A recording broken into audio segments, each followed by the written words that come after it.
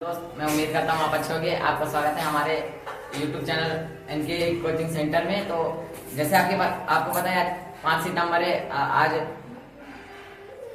Teacher day के नाम, हाँ, आज के दिन टीचर डे मनाया जाता है।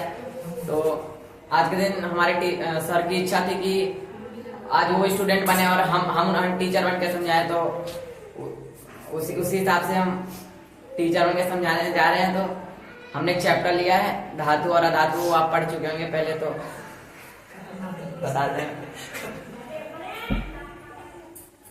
तो हम एक टॉपिक देते हैं भौतिक गुणधर्म। तो भौतिक गुणधर्म, धातु के भौतिक गुणधर्म।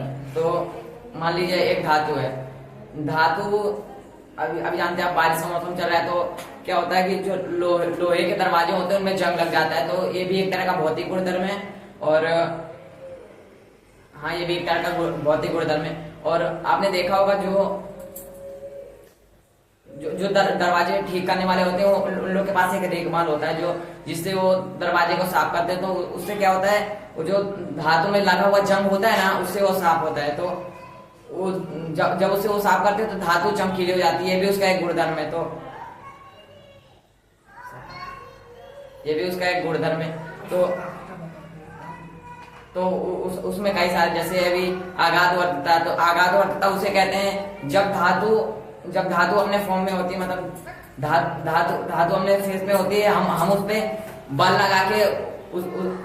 लगा के उसका आकार चेंज कर देते हैं, उसको फैला देते हैं।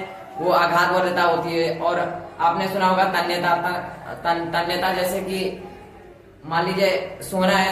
सोना एक ऐसा धातु है जिसको अगर हम 1 ग्राम सोने को हम 2 मीटर तक लंबा खींच सकते हैं। 2 किलोमीटर तक लंबा तार के रूप में खींच सकते हैं, मतलब बहुत ही पतला तार के रूप में खींच सकते हैं।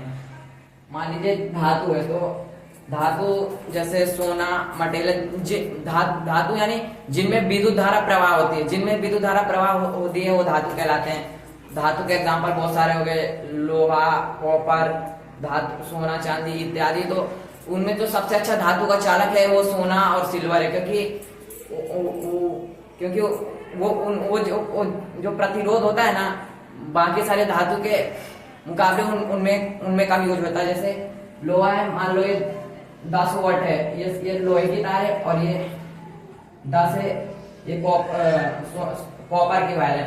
तो इसमें जब प्रतिरोध करेगा इसके साथ, तो यहाँ से जब यहाँ पे प्रतिरोध लगेगा पूरे वायर में, तो ये 5 वोल्ट का बन जाएगा, क्योंकि इसका प्रतिरोध है ये इसमें ज्यादा करता है इसके लिए।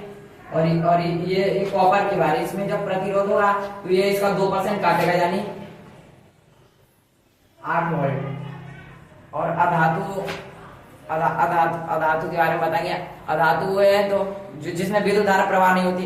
अभी कुछ लोग बोलेंगे कि पेड़ है, जैसे पेड़ में अगर हम इलेक्ट्रिसिटी लगाते, पेड़ की छाल है उसको निकाल के अगर हम इलेक्ट्रिसिटी करते तो बोलते पेड़ में भी करंट लगता है, तो इलेक्ट्रिसिटी फ्लो होती है। उसका कारण यह है कि पेड़ है वो एक अधातु है, उसमें नमी के कारण विद्युत प्रवाह होती है। उसमें नमी होती है, इसके लिए उसमें पानी के अंश होते हैं, इस कारण उसमें इलेक्ट्रिसिटी प्रवाह होती है। अभी जैसे कार्बन, ऑक्सीजन, हाइड्रोजन, ये सब अधातु बोल सकते हैं। तो बस आज के वीडियो में इतने।